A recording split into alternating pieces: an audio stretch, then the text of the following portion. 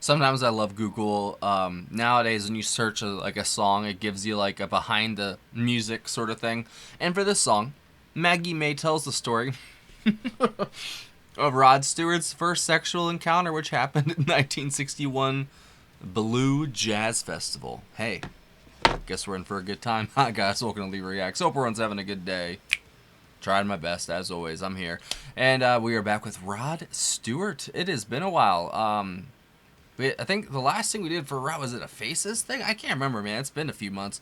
But I'm glad to see him back, courtesy of our patron, Scott. The song is called Maggie May, like I said. And, hey, at least I know what I'm getting into, walking into it. Because if I, like, oh, what's going on, Maggie May? And everyone's just like, oh, haha, he doesn't know. Well, at least I know this time. I'm in on the joke. So I'm just going to get right into it. I don't have anything to add, really. So leave a like. That's it. All right. Maggie May, Rod Stewart. 3, 2, 1, go. Oh no, it's like an acoustic song.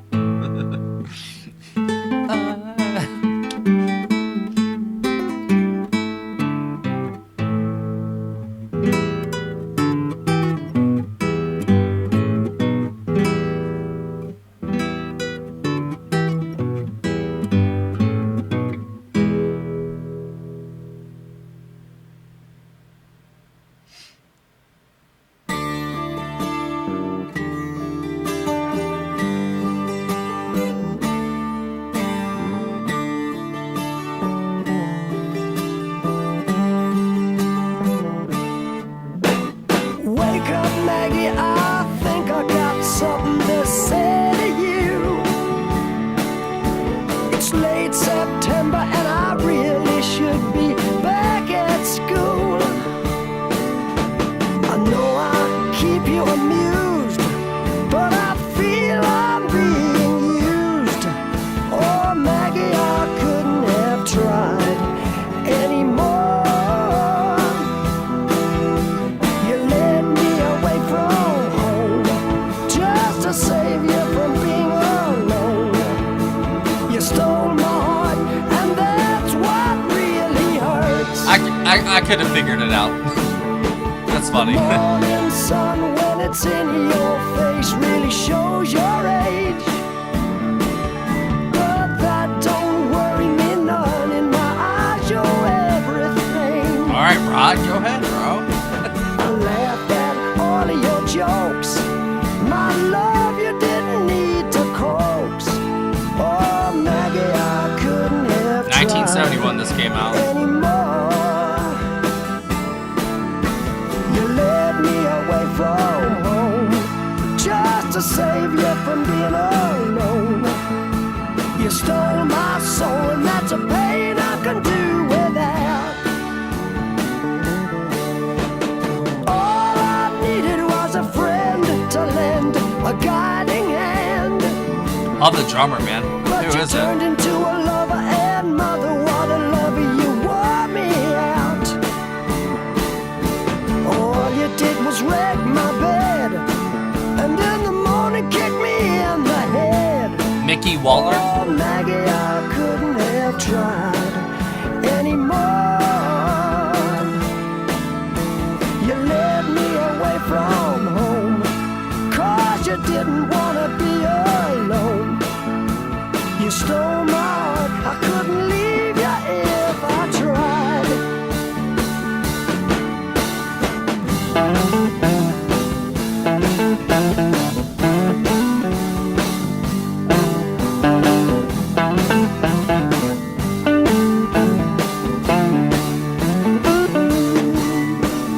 I suppose I could collect my books and get on back to school, or steal my daddy's cue and make a living out of playing fool, or find myself a rock and roll band that needs a helping hand. Oh Maggie, I wished I'd never seen your face. You made a first-class fool out of me, but I'm as blind as a fool can What is be. Celeste? What is that? You stole my heart, but I love you anyway.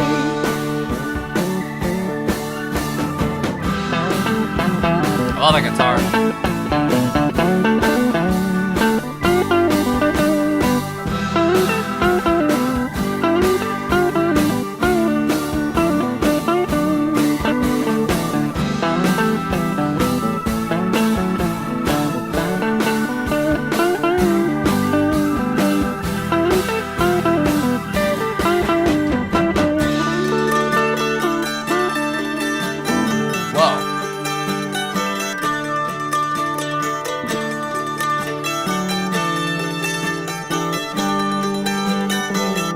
Okay, that's awesome.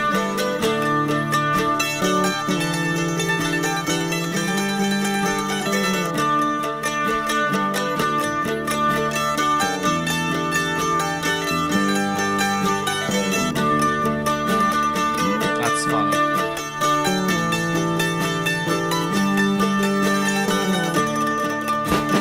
Maggie, I wished I'd never seen your face.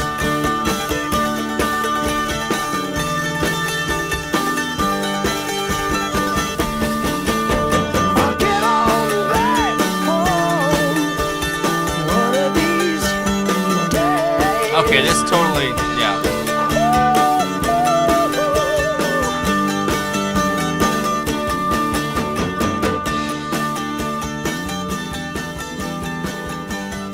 Ooh. Yes. Ah. Why couldn't that song been that like that the whole way? But maybe it wouldn't have been as good at the end if it would have been that way the whole song. So I guess it's okay. That was almost like a tale of two halves. I'm not gonna lie, the first half I wasn't digging it as much as the second half. I'd say it was still like pretty good. You know, I didn't wow me. What really wowed me was that second half, and especially that last minute and a half. That was so cool, and it totally took my mind back to so many places when I was younger. Obviously, it's a song about, you know, young love and his first encounter with a woman. When we've all been there, obviously, male or female, you've been with the opposite sex. You know what I mean? Or maybe you haven't. I don't know. But you know, it didn't really like click with me or connect until that ending. I'm not gonna lie. I really enjoyed his vocals throughout, for the most part. The drumming was great. I loved how far up in the mix it was, and it was mostly in the left channel. And it kind of had like the keys and stuff in the right channel. So, you know, it's from 71. It's the balance is a little wacky, obviously, but it's still, I thought it sounded great. The production was really good.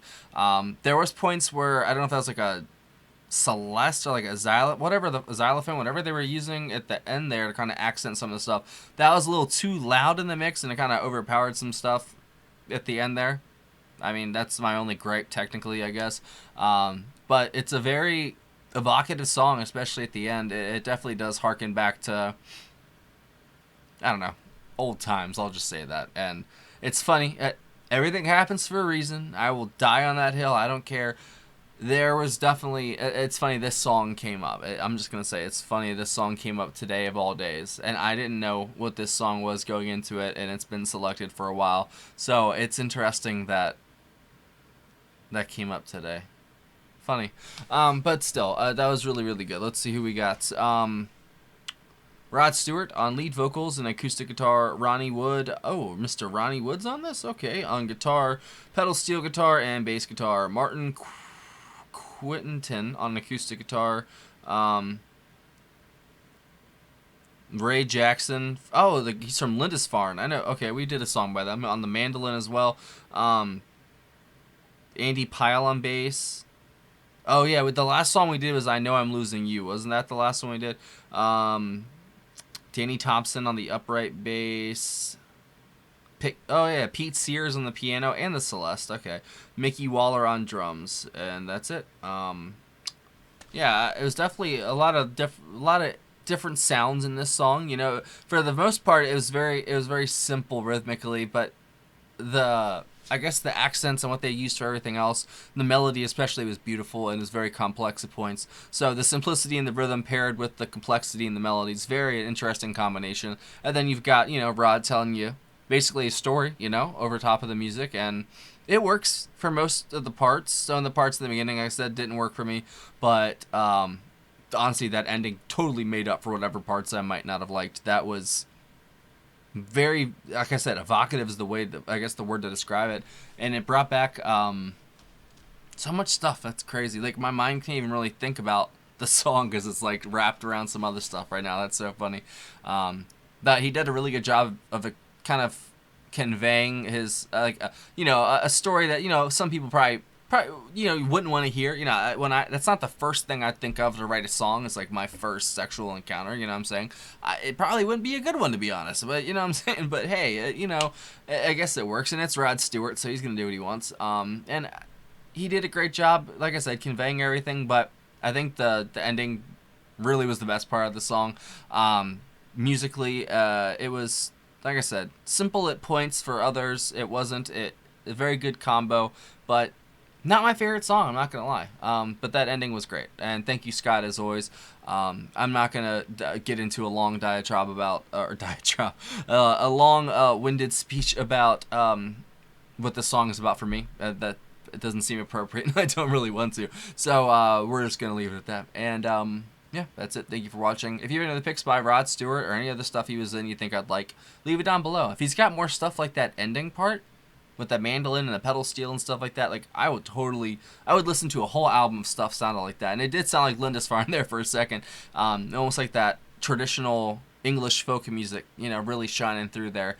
And it's almost like a different sound for Rod as well from the stuff I've heard from him. It's been a little more rockier, or even more on the pop side. So this is a nice middle ground for him. I thought that was really good. So that's it. I'll leave it alone. Have a good night, day, whatever. Bye.